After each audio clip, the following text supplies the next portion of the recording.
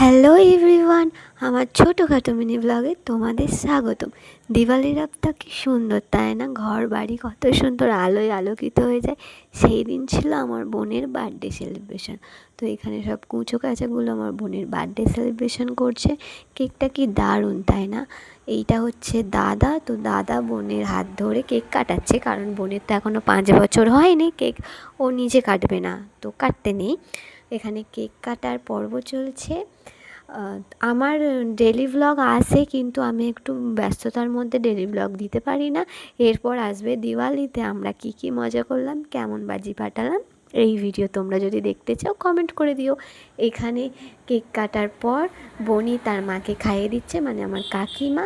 তো এখানে সবাই সবারকে খাইয়ে দেওয়ার পর্ব হলে তো তোমরা দেখতে থাকো। আমি বেশি কিছু বলতে পারছি না, ফোন চালু করলে কি বলতে হয় সত্যি আমি ঘাবড়ে যাই।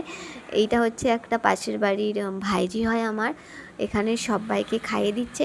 তো সেদিন ছিল ভূত চতুর্দশী, আমি এখানে 14টা প্রদীপ দিতে হয়, তো এখানে রেডি করছিলাম 14টা প্রদীপ।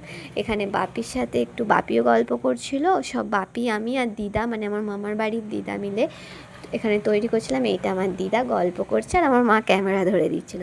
তো ছাদে গেলাম, গিয়ে এইগুলো সব দিয়ে আমাদের ছাদটা কত সুন্দর লাগছে। এবার ছাদ থেকে পুরো ভিউটা জাস্ট ওয়াও লাগছে, তোমরা দেখে নাও। ব্লগটা একটু বড়ই রেখেছি, জানি তোমরা বোরিং হয়ে যাবে দেখতে দেখতে, তবু প্লিজ প্লিজ পুরোটা দেখো। তো দিওয়ালি, হ্যাপি দিওয়ালি।